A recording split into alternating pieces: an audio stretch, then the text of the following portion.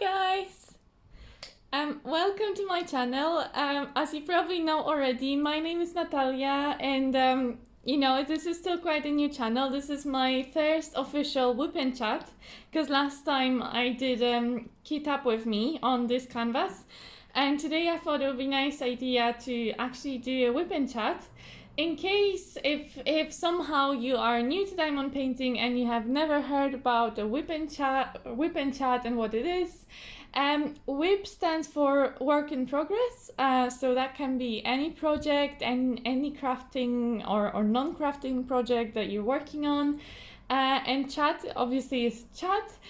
So basically that means that I'm working on my project here, and you can be working on yours, and well, I'll be chatting to you, and you can feel free to chat back to me in the comments, or drop me an email, or find me on Instagram if you'd like to, if you have any comments or you just like to have a chat. But for now it will just be me talking about my week, and just my kind of it's been the first week on YouTube for me, so it's been an exciting one. And I'll just be working on this little project, on this diamond painting from diymoonshop. So in case you haven't seen this one, I unboxed it last week. So I'll link the video up in the eye, I think over there. And so you can have a look. The painting is the folk bird from diymoonshop, and it's artwork by Carla Gerard. And to be honest, I haven't had a whole lot of time to work on this one. Well, actually, I have had a bit of time, but I've actually been working on some other projects during the week. So I've only done a little bit of progress on this canvas. And I'm posting the progress on Instagram as well, in case you'd be interested to see that. I post quite regularly, so you can have a look over there as well. But today, we'll just continue working on this canvas.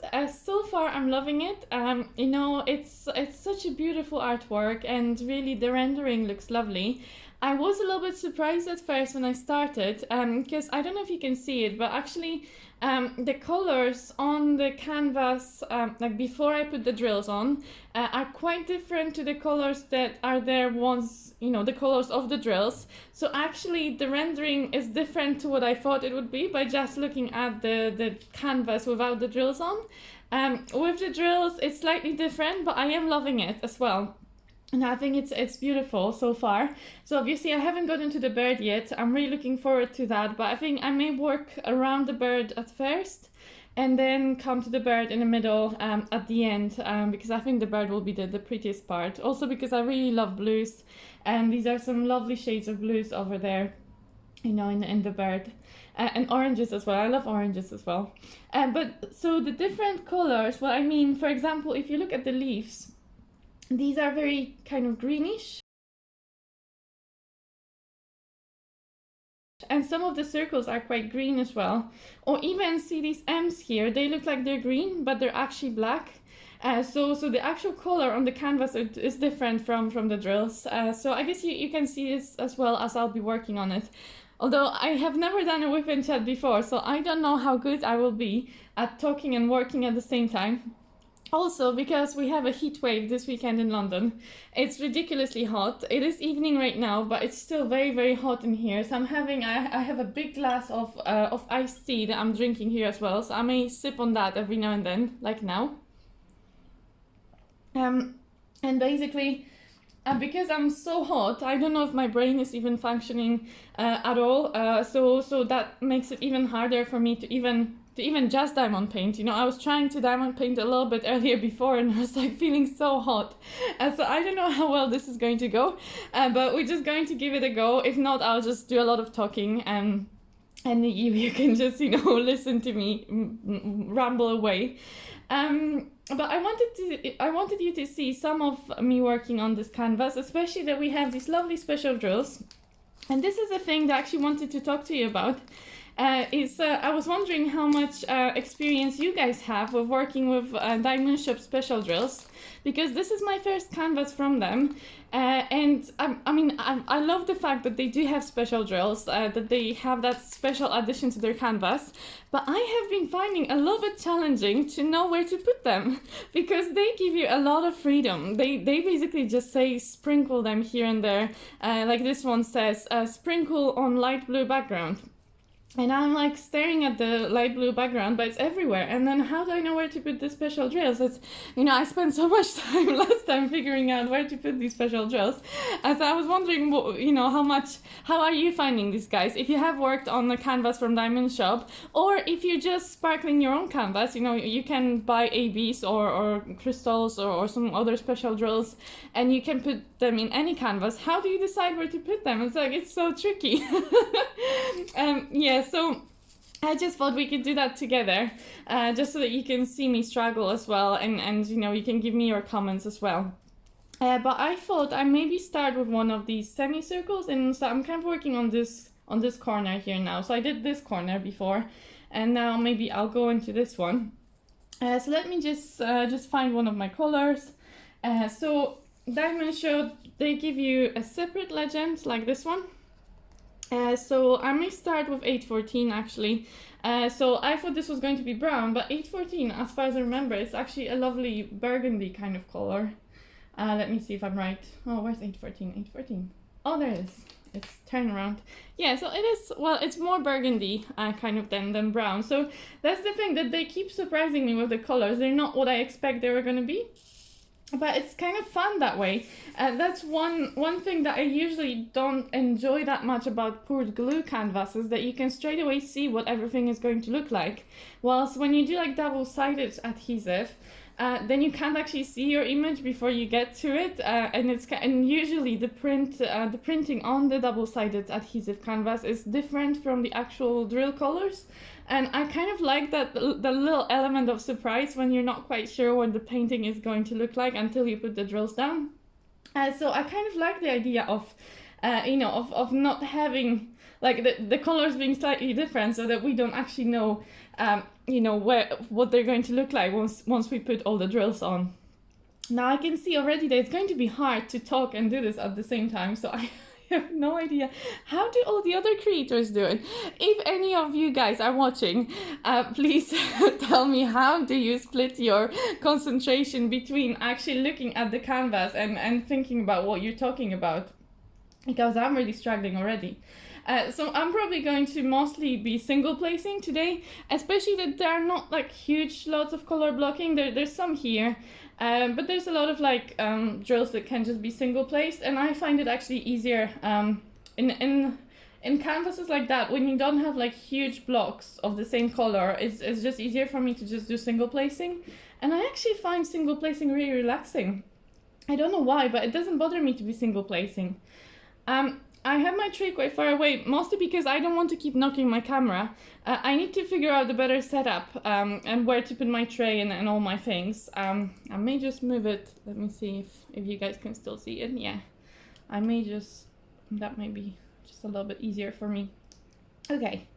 So, well, speaking about other creators, well, first of all, I wanted to thank everybody who has watched my video so far. I am overwhelmed by the fact that you guys actually watched them and actually like left me likes and left me comments. It's so sweet and so kind of everybody.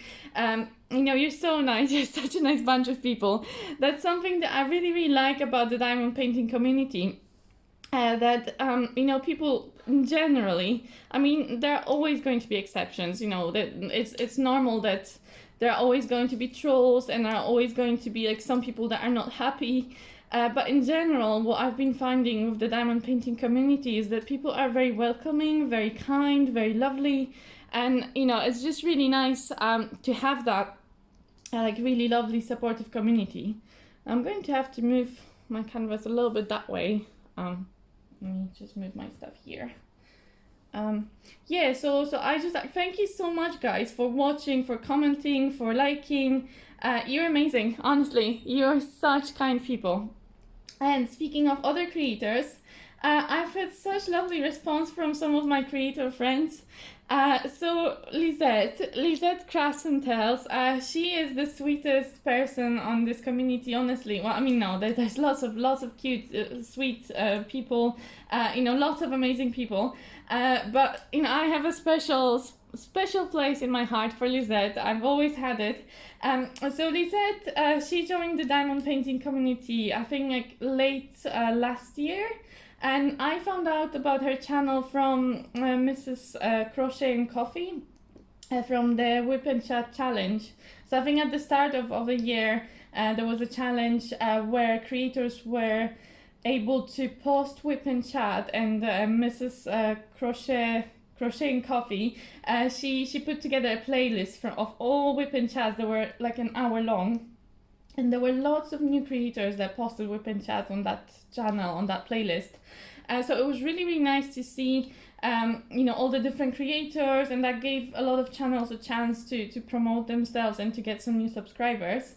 And that's actually how I found Lisette. And she's so amazing. So she's doing really well. Her channel is growing so quickly. It's actually amazing. I think she's now like I don't know, it's a 1.5K or even more subscribers now, so amazing. So I'm really happy for her. And I started watching her like in January, and I never stopped. Like I've watched her every WIP&Chat since then. We exchanged some messages, we exchanged some comments and some emails. So I feel like she's my friend, and she's so supportive, and she was very, very kind to give my channel a shout out on her last WIP&Chat, and it was so unexpected but so kind of you, Lisette. So if you're watching it, massive thank you to you. And another thank you is actually to another creator who I also found through the WIP&Chat challenge. So that's Lenka D.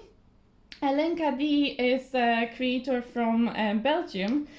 So Lisette, she lives in France, where they have a bed and breakfast. Although originally she's from Holland, I think, right? So she's Dutch. Lenka D is another creator. I will link them down below so that you can find their channels. Although I'm sure that you already know them. They're much bigger than me. So you, if you found me, I'm sure you found them before.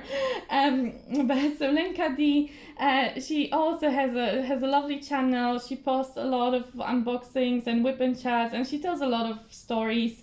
So she's really nice to listen to as well.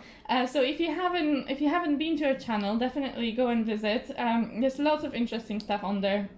And she's also a very, very kind and lovely person. And she also left me a comment the other day. I think she watched my kitting app video and left me a comment there. And she offered to link my channel in her video as well. So that was very, very kind of you, Lenka. If you're watching, thank you. Yeah, so you guys are lovely. And thank you to everybody who has watched and who has liked or who has commented. It means so much to me. I have 20 subscribers. Can you believe this? I never thought, so I knew I would have one subscriber. So one subscriber is actually my mom, who doesn't even speak English, which is the funniest thing in the world. But obviously she's my mom, so she supports everything I do. So I knew I would have one subscriber, but to get to 20, that's already a milestone for me. I wasn't actually expecting anybody would be watching and listening to my, stupid videos, because I'm not really a very, I don't know, I think I'm just so self-conscious. Like I'm quite an anxious person in a way. Like I always feel like I say stupid things or do stupid things, and that's even without having a camera on me. So having a camera and having to, seem stupid in front of so many other people, that's just, quite a lot for me. But, I thought, what's the worst that can happen, really? Well, the worst case scenario is nobody will watch it. And that's fine. I mean, if people don't watch it, then eventually, I'll probably just stop posting videos. Eventually I'll realize, but, well, what's the big deal? I tried, and that's it. So it's good to give things a go, I think. Um, but so far, it's been amazing. The first week has been amazing, just seeing the response from people and just feeling like I'm being a part of this community, which is what this is all about for me. So I don't have any massive goals. I just really wanted to just join in the fun. Okay. Yes, I'm just still doing my 814. As you see, I'm being very slow because I honestly can't concentrate on two things at once. Because it's really hard. I think I always feel as well that I need to like keep talking. But probably it's okay, every now and then to breathe a little bit. And also I need to drink my iced tea because my ice cubes are going to melt. So so I'm gonna have another sip in a minute of that. Yeah. So there were a few things that I wanted to talk about today. I actually made some notes because I was so worried I was going to forget. So one thing, so Lenka, when she left her comment, she said, because when I was introducing myself in my last video, which I will link somewhere up there as well, when I was introducing myself, I mentioned that I recently moved to London. And Lenka was asking me that it would be nice to hear about life in London and what it's like. So maybe I can share a little bit about that today with you.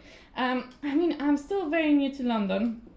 So, let me just give you a little bit of a backstory. So I moved to UK in 2009. So that I was 19 at the time. And initially I moved to Scotland, and I actually lived in Scotland for, I think 9 years, potentially. Potentially 9 years, something around that. So 2009, and then I moved in 2018. So that would be 9 years. But I did spend a year in Australia, so kind of 1 year doesn't count. But basically I was in Scotland for a long time, and I had a whole life there, and I was very happy in Scotland. But I was studying for a long time. So I finished my first degree, and then I finished my PhD, and eventually I was trying to figure out what to do with my life, and that's when I became a little bit unhappy and a little bit lost in life. And eventually I did manage to get an offer. So what I wanted actually to do after all the the studying, I actually decided that I wanted to go into clinical science. I had many ideas, but one thing that I really felt very strongly about was going into clinical science. But it's not actually very easy to get into that. So you either have to work in healthcare service for a long time and then gradually apply to become a clinical scientist, but that takes a very long time, usually several years, and it's not easy to even get the job initially. Or you can do a training program, which is like a quicker route where you have a job. So it is a training post, and whilst you're in training, you also complete a master's degree at university part-time, and you have to complete many things for your portfolio, something that we call competencies, where you have to show that you've done certain things and that you're competent to do things in the lab, or it's not even just about the lab, but just generally scientific practice, or just kind of being a good healthcare professional. So you have to show evidence for a lot of different skills. And so you collect that evidence over 3 years. Over the 3 years, you rotate through different labs. You get different experiences, and after the 3 years, you have some final exams, and you have to submit all your portfolio. But if everything goes to plan and you pass everything, then you become registered as clinical scientist, and then you can perform all the duties. So you can do all the responsibilities that clinical scientists do. And most people don't really know what clinical scientists do. And I do realize that because it's actually a very, very unusual job. There aren't many, I think you don't normally hear about clinical scientists because there aren't very many of us. It's a very uncommon job. And also in other countries, I think there isn't an exact equivalent of clinical scientists. So different countries have different versions of clinical scientists or biomedical scientists. I'm just gonna have some tea. Sorry. Oh, but it's so nice and cool. Oh. Okay. I have a tendency, I always do it. I try and speak so fast that then eventually I get really tired of talking, so I need to slow down. I think I'm kind of like feeling like I have to fill in the chat so that you don't get bored. But hopefully you won't get bored so easily. You know, if you made it this far, hopefully you'll keep listening. Yeah, so I'll try and slow down a little bit. And also I'm going to change the color. So I've done my 814. And now I'm going to pick a next color. So I'm just going to pick the M, and I'm just going to do these M's. I have a few here and a few there. So I'm kind of starting with the circles or the semicircles here, and then going into the branches and maybe do some leaves, and maybe I'll do some of these circles as well with you guys. Right, so M, I think M is black from what I remember. Yeah, so that's the one that confused me because it looks green, but it's actually a 310. Okay. So yes, so coming back to my story, so eventually I did manage to get an offer. So I did get on the training program to be a clinical scientist, and I was so I had to move because the offer, you get assigned a specific location within the UK where they need somebody to be training. So I got a place in Cambridge. So I moved all the way from Edinburgh to Cambridge. And for those of you who are not familiar with UK geography, that's actually quite a long way to go. Although I realize that speaking to people who maybe live in places like United States or Australia, that distance is nothing. It's a tiny little distance. But for us Europeans, we have a different measure of what is far and what is not far. And going from Edinburgh to Cambridge is quite a big move on the UK terms. It's not just because it's far geographically, because Edinburgh is like quite far in the north of the UK, whilst Cambridge is down south. It's quite close to London.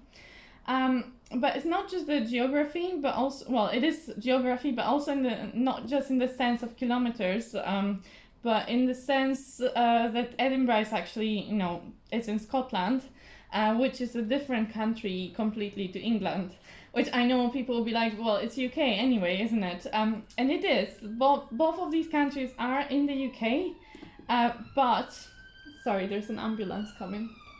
So I live near a very busy street, so you may hear some ambulances and also some crazy people driving, I don't know, very noisy vehicles. So if you hear weird noises, this is just from the street. I have one window open in the back because it's so hot in here. I couldn't close both my windows, but I did close the one that's nearest to the camera. Okay, so yeah, so England and Scotland, completely two different words. The funny thing is that they don't even realize it, or like the English people don't realize how different Scotland is. So it's different in the north of England. So England is very divided. I'm not sure how much you know about life in England, but it is quite divided into the north of the country and the south of the country, and you have all the different regions and all the different accents, and there's a lot of division generally. So it's not a very, very united country, despite being called United Kingdom. but so we have, so I think in the north of England, things are a little bit different. In the south of England, that's already so far from Scotland, and it's so close to London that people, I think, kind of they quite often, a lot of people haven't even been to Scotland, or they don't really know very many Scottish people, or they don't know what life in Scotland is like. So I think quite often people are not even aware how different Scotland is in terms of the lifestyle, but and just people, but also even like knowing how beautiful Scotland is. Because really, if you ever want to travel to a non-tropical country, because I know a lot of people, when you go for holidays, like you're looking for a country that's very beautiful, it's very tropical, very warm.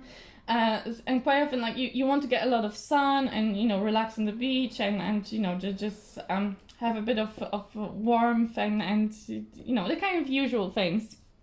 So, but if you're ever looking for a holiday that's maybe not for the weather, maybe you're not like looking to get suntanned, then Scotland is a beautiful country to travel to. I couldn't recommend it more. Really, it's gorgeous. They have beautiful beaches.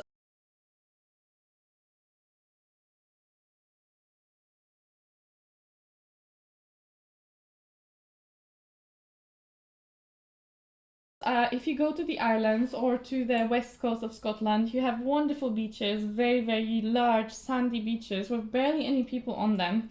Of course, they're very cold, but they're gorgeous, they're beautiful. And then you also have lots of hills, so for anybody who likes hill walking, and you know, it's all very wild hills. There's barely any people there.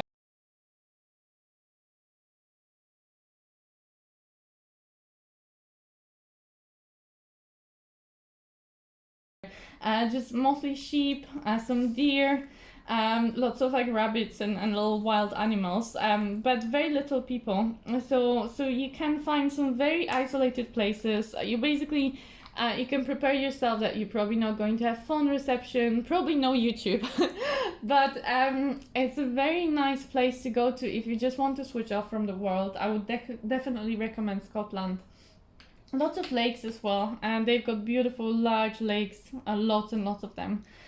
So if you're into nature and like beautiful scenery, I would definitely recommend Scotland to travel to. And I think a lot of English people don't realize actually how beautiful that part of their country is. You know, so because they are within the UK, but I think they don't really go to Scotland as much, so they don't even know what's there. So I kind of think like they're missing out. But then on the other hand, the weather here is so horrible that I think usually when people have holidays in the UK, they tend to, if they're from the UK, they usually tend to go to other countries to actually get some sun because we never get enough sun in here. Right, I've changed to different color again. So now I'm doing 150, which is like this lovely pink red color. I don't know, it's pretty though. Okay. A little beaver. I do talk fast. I don't know why. I just do that, and I'm always out of breath when I talk. That's why actually I always struggle to like walk and talk at the same time because like I don't breathe very well when I talk. So I really need to try and slow down. Maybe with practice, with more WIP&Chats, I'll get better at talking peacefully, calmly, and slowly. Like, you know, when you watch channels like Diamonds and Washi, and Katie has this like soothing voice, and she's always so at ease with everything she says. You know, there's like no drama, not like me, you know, complete opposite of me. But it's lovely. I enjoy listening to her channel so much. She's so fun. But I guess that's a nice thing, that every creator is so different, and you know, everyone has their own personality and likes to do different kinds of paintings and different thoughts about the paintings. I think it's so nice to get to know everybody and what they like. So you know, maybe it's good that we're all different from each other, no? Right. This painting kind of keeps moving on my table. I don't know, I feel like I should put something heavy on it to keep it in place. I think it's because, well, I'm used to like having very large heavy paintings, because my other whips at the moment, they're very large and heavy. I think I'll actually make a video to show you my current whips, just so that you know what I'm working on. And also because there's a little bit of a backstory. I kind of went on this Van Gogh mania lately. It's actually thanks to Diamonds and Washi and Tiny Worlds of Wonder, who has started this event, Summer with the Masters, and they've inspired me to start doing some old masters paintings. And I've always had this thing for Van Gogh, and now it's kind of awakened. And I went into this Van Gogh mania at the moment, so you know, I'll tell you a little bit about that in another video. But basically, my other whips are quite large and heavy, so I think maybe because this one's so tiny, I'm just not used to it. You know, it just keeps sliding around.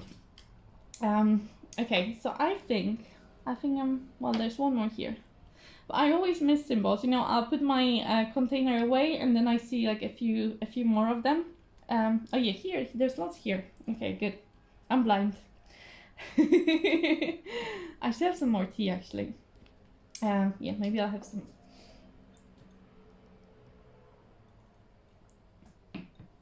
Okay, so where was I? London, right? I still haven't got to London. Like, how far are we into this? 28 minutes, oh my goodness, and I'm not even... there's so many things. That's the funny thing actually, because when I first started, and when I did my kitting up video, I was thinking, oh my god, what am I going to be talking if I ever do WIP&Chat? what am I going to be talking about? Like, I don't have that many things to say. But then during this week, I thought about so many things I wanted to say to you guys, and I realized, well, I will actually need to, like, have several WIP&Chats. But that's good, because that will give me something to tell you on the next WIP&Chat. So, I can't tell you everything today because it would be too much. So I'll just tell you a little bit. Moving on, where was I? Oh, okay, so I went on this tangent, yes, about England and Scotland. I'll tell you some more about that some other day as well. But going back to my story, so I moved from Edinburgh to Cambridge. And yes, I had a bit of a culture shock, really. It's quite funny because, when I was 19, I moved to Scotland from Poland. And that actually, I think that was less of a culture shock than actually moving from Scotland to England. That was actually way harder. Because I think, especially here down south, people are very different. And especially in Cambridge, it's quite, how to nicely put it, it's a very special place. But I think people are a little bit possibly more uptight than in some other places in the UK, and maybe not as open and not as warm and not as friendly and they don't joke as much. They're more serious kind of. You kind of have to watch what you're saying as well. And I tend to be quite direct, and I tend to be, I don't know, I like to joke around a little bit, and so actually moving to Cambridge, I found it quite difficult. It's also a very, very small place. Sorry, I'm just checking that next symbol. So I may do S, which is 900. So it's very small as well. In Cambridge, there isn't a whole lot to do. The city centre, it's beautiful, but it's tiny. And compared to Edinburgh, so Edinburgh, for example, is also the city, the old town. Oh my god, it's so gorgeous and it's beautiful, but it's much larger than Cambridge. Like it's a proper city. Well, not city in a sense like the cities that you have in the US, for example, but city in a sense like old city kind of. So back in the day, you can tell that it was a big place with lots of life. And even now, Edinburgh is very, very lively. And so you have so Edinburgh has this massive festival, which unfortunately was cancelled last year due to COVID, and probably this year as well, I'm not actually sure. But they have this massive festival that goes on for a whole month of August, and it's like there are hundreds of shows every day. It's full of life, and there are always like shows, musical like concerts or theater galleries. There's always stuff to do. And so many places to go out and eat, or if you're into like clubbing, there's lots of things to do in Edinburgh. And then I moved to Cambridge, and there's barely anything there, honestly. There are a few shops, a few restaurants, a few pubs, but really that's about it. There's not a whole lot of life, and also it's very, very expensive to live in because it's already New London. So you can actually live in Cambridge and commute to London, and everything that's near London is very, very expensive. And also because in Cambridge, I think there's lots of posh people because of the university. I think there's lots of like posh families living around there. So the prices are really, really expensive. So because of that, most people actually live outside of Cambridge. So if you work in Cambridge, you usually live in like the suburbs or like more like in neighboring villages. So most people where I was, so I was working at the hospital there. So most people were actually commuting from quite far. So you have a long commute, and the traffic is horrible because Cambridge is so small and there aren't very many big roads around Cambridge, so it gets completely blocked up in the morning and then in the evening again. So it's a bit of a nightmare getting to and from work, and you pay a lot of money, and it's not a lot of fun to live in there. So I also lived in the countryside. I was renting. I kind of ended up renting like a small flat, which was part of a bigger house. So I had like a section of a house to myself there, but it was right at the edge of a little village. It's like the suburbs of Cambridge, and basically that was like one of the last houses. And so we had hens. We had lots of wildlife coming into the garden. We had lots of fields around. which is lovely. You know, I love nature and I love having that kind of peaceful surroundings. But it is also quite, you know, for I guess for a person my age, you know, kind of you want to be closer to things, I don't know, to life. Although I do enjoy the peaceful things, but also, you know, it's nice sometimes to be closer to like shops and restaurants and just generally just where other people are. So so it was a bit of a struggle, but I moved there for the job, and the job was, you know, it was challenging, but also very, very rewarding. And I've learned over the past 3 years, I learned more than I think throughout my whole life. It's been so intense, and there was so much information all the time, and so many challenges. But I think I've grown so much as a person, and as a scientist as well, because I'm a scientist. So you know, it's amazing, you know, how much you can learn in 3 years' time. And so definitely for that reason, the decision to move to Cambridge was a good one. Like, I definitely don't regret it, but I did find living there very challenging. So I didn't really want to stay in Cambridge long term. Sorry, I'm using this is a different tray that I just unboxed from another kit. And it's the drills seem to be sticking a lot to this tray. They don't want to come out of it. So that's why I'm using my fingers. Yeah, so it's a little wider than the normal white tray, and I was curious about it. I don't have fancy trays. I need to get some one day, but for now, you know, I don't like wasting things, and because I have so many of these trays already, why not use them? So I'm just using what I have. You know, I'm not too fast, honestly, about the tray. I just want to place my drills on my canvas. Here's another ambulance. I'm gonna have some tea in the meantime. Okay, it's gone. So, let me think what color. Oh, I know what color I'm doing next. This funny symbol. I don't know what these symbols are really weird. I don't even know what they are. And I have to say that some of them are actually quite hard to see. Like, I know what they are because I kind of, by elimination, I can figure out that this is going to be that one. For example, I'll show you here. That one here, for the life of me, I have no idea what that is because I can't actually see it on here, even on the legend. But even more, I can't see it on the canvas. I can just see that there's a blue background and there's something white on it, but I have no idea what it is. But because it's the only symbol with that shade of blue and with white thing on it, it's this one. That's the only one that looks like it, that I can't tell what it is. So I'm just assuming it's this one. But there's lots of symbols. I don't even know what they are. They're a little bit hard to read on the legend. I have to say that. Like, for example, that one here as well. So I think it's a hashtag, but it doesn't actually look like a hashtag. And then some of the on here, some of them seem to be missing, like missing 2 of the lines, so they look more like an equal sign. I don't know.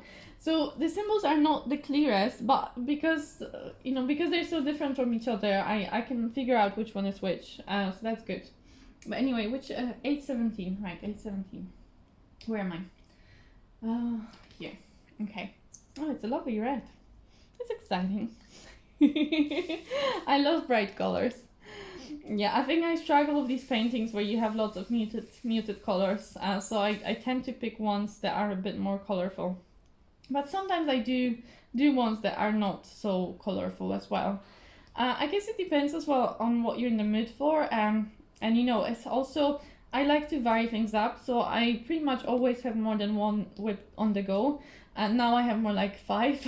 I don't actually know. I've lost count, but probably 4 or 5. Definitely 4. So if you vary it up, if you have multiple whips going on, then you know you're going to be fine, because you can always, when you get bored with one painting, or you're tired with a color, you can just switch to a different painting. So that works quite well.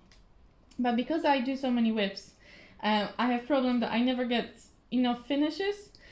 So that's also why lately I've been trying to like do more smaller canvases rather than just because I think Well, to be fair, like I do a variety of paintings of different sizes, but since the summer of the Masters event, I had, I started, I think I started 3 large canvases, and I'm like, I'm never, like, it's gonna take me forever to finish them, so I'm never gonna have a finish. So that's why lately I've started doing these snack size paintings in between, so that I can have some finishes as well. Because I'm a slow diamond painter, and also I do cross stitch as well. So I try and split my week into days when I do diamond painting and days when I do cross stitch, or maybe sometimes in the morning I'll do one, like maybe in the morning I'll do cross stitch and then in the evening I'll do diamond painting. But it's not every day. I can do crafts every day as well. Sometimes I'm just tired, or sometimes I go out or do other things. There are other things to do in life other than just crafting. So I'm not really able to also craft every day, and I try to divide it between diamond painting and cross stitch, or if I ever want to try something else. So it can be difficult to get things done quickly for me, just because I don't have a whole lot of time. So it helps to have some smaller paintings, which will take me some less time to do. Yeah, but back to my story, because this WIP&Chat is going to end and you still won't know how I ended up being in London. I feel like I'm going to have to update you on my life in London, and in the next WIP&Chat to give you some more details. But for today, I'll just tell you that I moved to London. I ended up, because I didn't want to stay long term in Cambridge, and there were some issues in the lab there as well. It was quite a stressful working environment in a way. And this job in London came up. I think it came up in November. And because I was coming towards the end of my training, I was able to apply for this position. And it's basically a job. So I'm still technically in training, but the job is already to be a clinical scientist. So it's assuming that I'm going to get registered in autumn, and I'll be able to start being official clinical scientist. So the reason why you need the title, why you need the registration, is because we actually we're responsible for releasing results to patients or to doctors, who then give them to patients. So basically, if you're a clinical scientist, you have to make sure that all the results that come out of the lab are correct and are accurate, and that they're safe to be released to patients, so that we're not giving them wrong information that then may cause for the patients to not be treated correctly, or to maybe lead to misdiagnosis. So there's quite a lot of responsibility, because we have to oversee the lab and make sure that everything is done correctly and approve all the results before they're being released. And so you need to have a clue of what you're doing, just to protect the patients. So that's why you need to have registration in order to be able to do this job, just to give patients a little bit of protection. And so that's why. But yeah, basically I got this job and with the assumption that I was going to get my registration this coming autumn. And so far, hopefully everything's on track. I've had some final exams and I haven't yet had the results back. I think I only have them back in August, so I have to wait until then to be sure that I'm fine. But hopefully, fingers crossed, that everything will be fine. Yeah, we'll see. Yeah, but basically, so that's how I ended up in London. So I moved here in April. So it's been quite a big year for me. I know a lot of things have been happening. I'll give you some more stories maybe next time, because I feel like this WIP&Chat is going very long.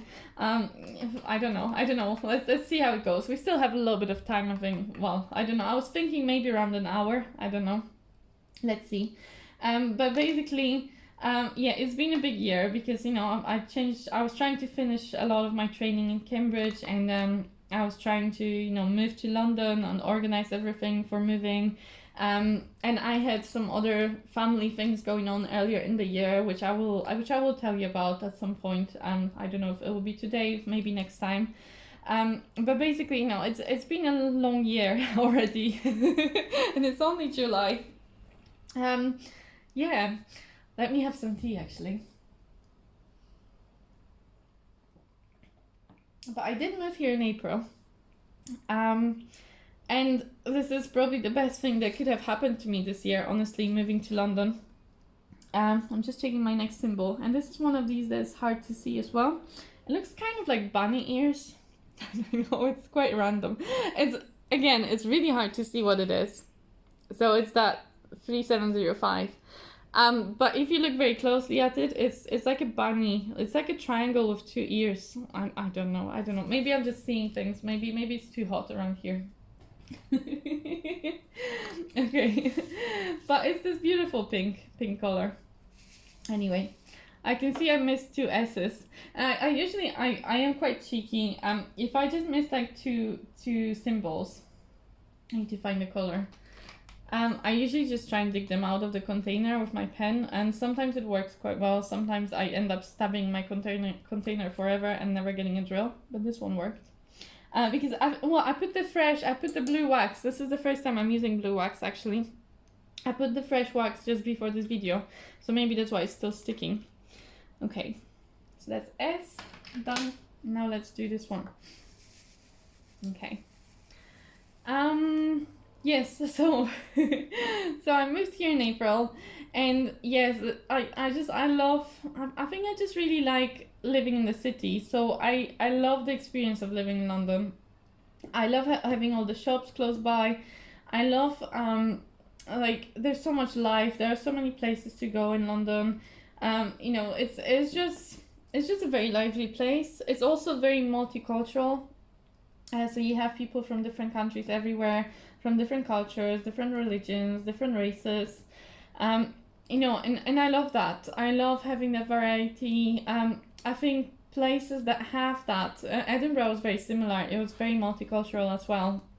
And I think places that have that, you know, variety, people with different backgrounds, with different cultures, I think they're better places, because I think people become more tolerant, more open, and also a bit more quirky. I think, you know, if you're quirky in London, nobody's really gonna be like weird about it. Nobody's really gonna be surprised. It's like everybody here is a bit quirky. You know, it's normal to be weird. Whilst if you're like in placing like Cambridge, it's, you know, if you're a little bit different to everybody else, like they will notice. So it's harder to be different, and I'm a little bit on the weird side. So for me, you know, I get really self-conscious, you know, if I know that I'm being different to everybody else. Was in London, because everybody is so different from everybody else, then it doesn't really matter anymore. So I really like that. So it's very multicultural. It's a very big city though. So that's a little bit, it will take some time getting used to, I think. This is probably the biggest city I've ever lived. So I lived in Sydney for 3 months. So I did internship in Sydney. But I don't think Sydney is as big as London, or at least it doesn't feel as big. I'm not actually sure about the exact numbers and like the population, but I think it's about 8 million people in London. So it's a massive city. And it is, you know, it's geographically, it's very, very big. There are many different suburbs. The tube is massive. Like there are so many different lines, and there are so many, like, if you're trying to get somewhere, like you have to have many changes, and you know, it's like, it's a whole thing when you're trying to get from one place to another. It takes forever, and you have to like change multiple trains, and you know, go on a tube, go on a train, go on the bus. It's like a whole thing. So getting from one place to another is never that, like, it's easy in a way that there's lots of options, but it's actually quite hard to figure out when you initially move to London. Like, it's quite overwhelming actually. How do you get to places? So thank God for Google, right? I don't know what I would have done without Google Maps, because, you know, it can be so confusing, and without, like, there are some other apps as well that can help you with getting around. But, you know, how did people do it before internet? How did they get around London? I don't know. I guess maybe life wasn't as crazy as it is now, but still, you know, it's such a massive city. So it's even when on the map you look at something and you think, oh, it's not that far. Actually, it's like it takes like an hour to walk there or something, because you know, it doesn't, on the scale of the whole city, it can be a tiny little distance, but then actually in real life it's a very big distance. So yeah, it took me some time getting used to, but I think I'm finally getting to a place where I'm getting a bit more comfortable about moving around London. Although there are still so many places, like most of the city I haven't been to. No, most of the city I don't even know what's there. Um, so it's kind of odd. Like I think you can live in London for years and still don't quite know what's in here. It's just a really strange place, but in a good way. Like I'm really happy with that. Like I like the fact that there's so much to discover that you can't really get bored. It's nice to have that. Yeah. So that's the main thing that I noticed so far about living in London. I think that the center, well, I mean, I think the center of London is a very wide term because I don't know how you define the center. It's so big in itself. It's like a city in itself, the center of London. But you have obviously the famous bits, like the Parliament. Although at the moment it's in renovation, so if you're planning to come to London, maybe wait a couple years because you won't actually see the Big Ben. And I know that everybody wants to see the Big Ben and also hear the Big Ben because at the moment it's not actually doing anything because it's in renovation. So yeah. So that attraction at the moment maybe is not there. But there's lots of things to see. Obviously, you have things like Westminster Abbey and the Buckingham Palace. Lots of things really. Yeah, I don't actually know what do you tell people about life in London? I feel like I haven't had enough of life in London yet to know. One funny story from this week is I was in the park with a friend, and I think we didn't realize that the park was going to get closed at some point, and nobody came to warn us. So it wasn't like a park with lots of green grass. Like in the UK, some parks are just open green grass, and you can see the whole park when you go into it. But this park was actually a park where you have lots of trees and bushes, and you have all these little gardens within the park. So it was quite easy to hide inside the park. And I think we just got carried away and we were there for hours, and eventually we realized it's getting dark, and we were like, oh, maybe we should be going home. And I was like, do they ever close this park? And my friend was like, no, I think it's open all night, don't worry. and stupid me, I believed my friend. But actually it turned out that when we did get to the gate eventually, it was already dark and the gate was closed, of course. So we were basically locked in the park. We tried to walk to another gate because we were hoping that maybe the other gate will still be open. And I got really excited because there were people at the other gate, but they were not park people. Like they were not people who would open the gate for us. They were actually guys who were like breaking into the park. So they were going above. They were actually jumping over the fence to get into the park after it was already closed.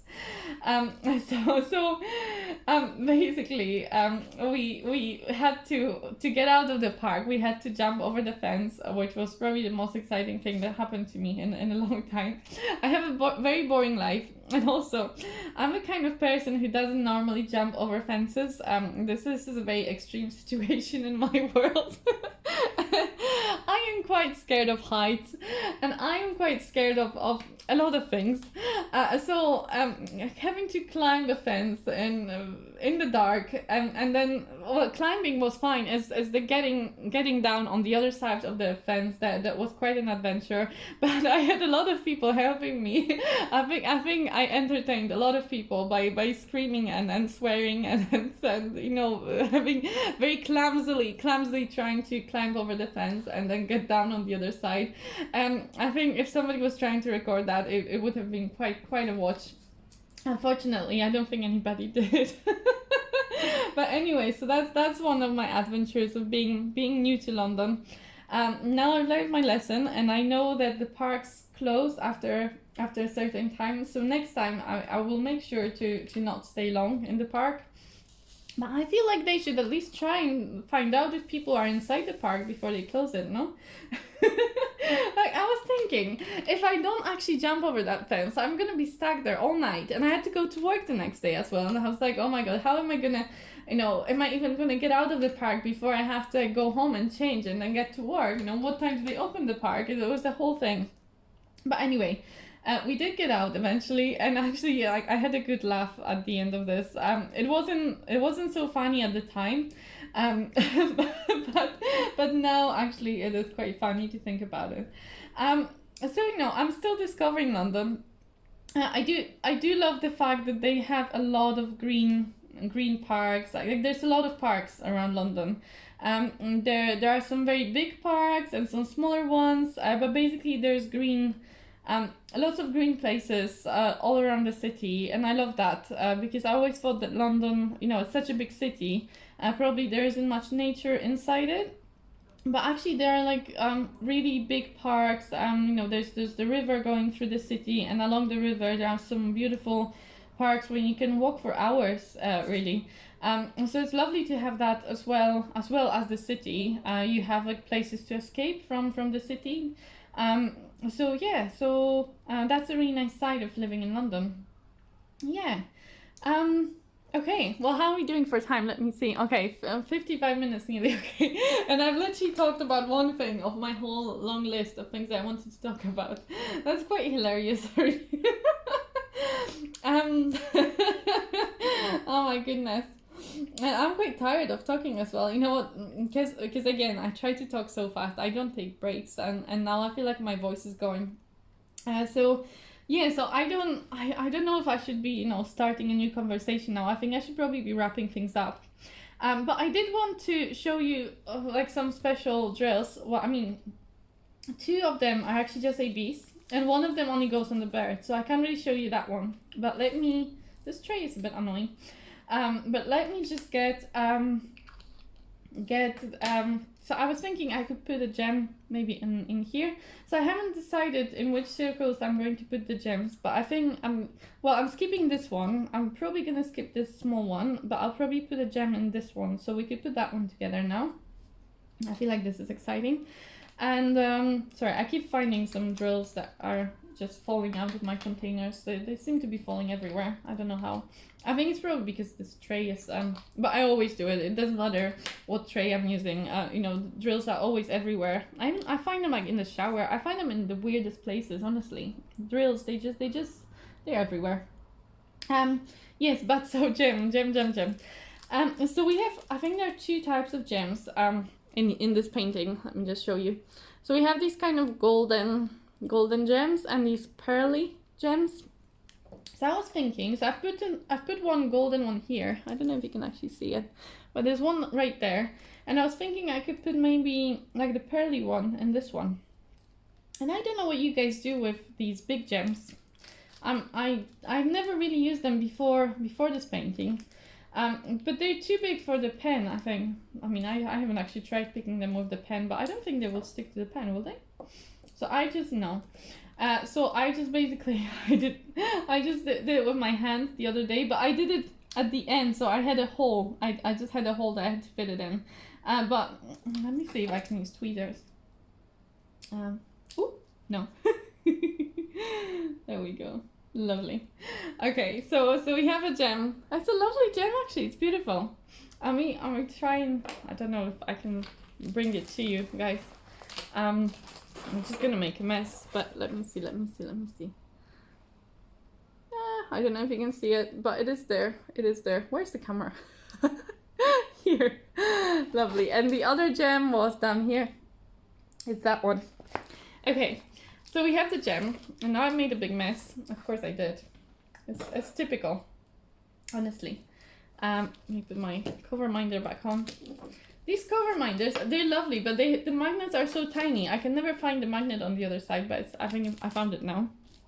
And then the other special drill that I've been using, because this one goes on the bird, and I haven't started on the bird yet. But we have the periwinkle one, which is like, apparently it's a type of herb that's purple, so I'm not really sure why that's blue. But anyway, this is called periwinkle. Basically this one says sprinkle on the light blue background, so it's very vague. And I've just kind of been placing it in between the other drills, but like I like to, when I have to like decide where to put ABs. I don't leave them for the end, but I put my ABs first and then work the other drills around them. Because I think it's really hard to know where to put all the other drills if you don't know where your ABs are going to be, at least for me.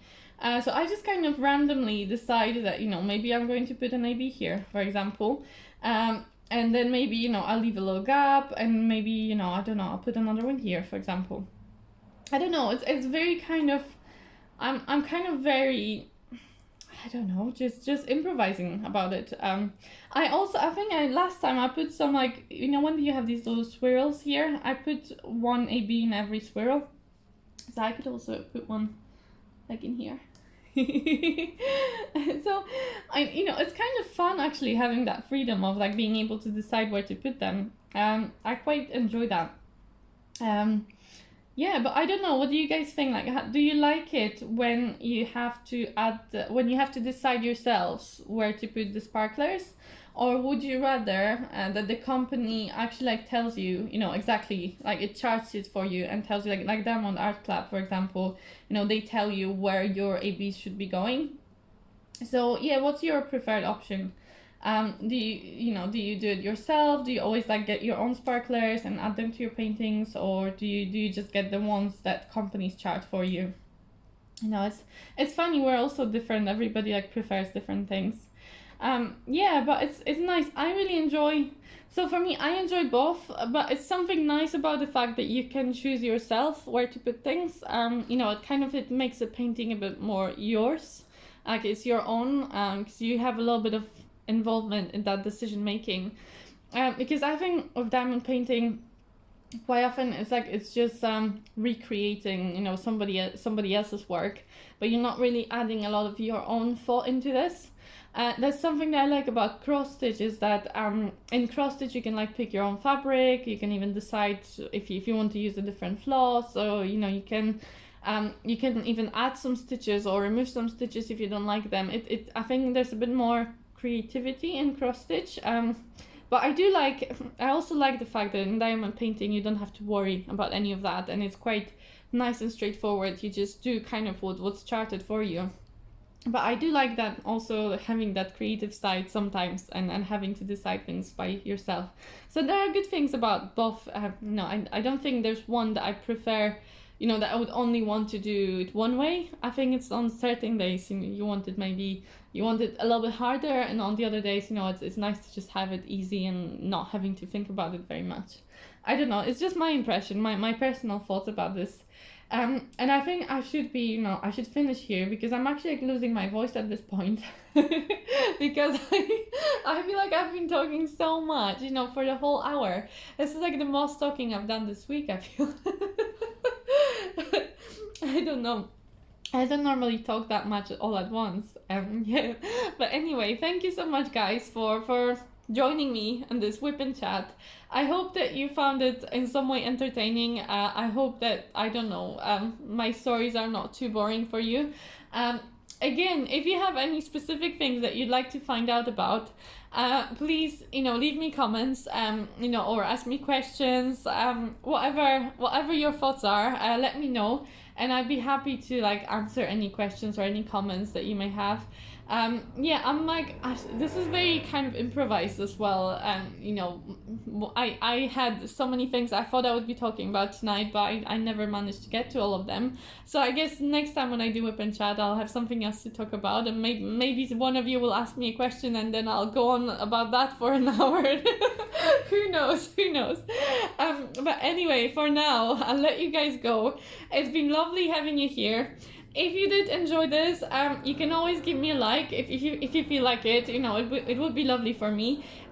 Also, if you're not subscribing to my channel, I think if you've stayed all the way through my rambling all the way until now, then you may enjoy, you know, staying for another one. So subscribe, basically. Yeah, if you like this one, subscribe to my channel, and if you are subscribing, make sure to hit that notification bell as well, just to make sure that you're going to be notified about the next WIP&Chat or the next video that I will post, so that you can join me as well for that.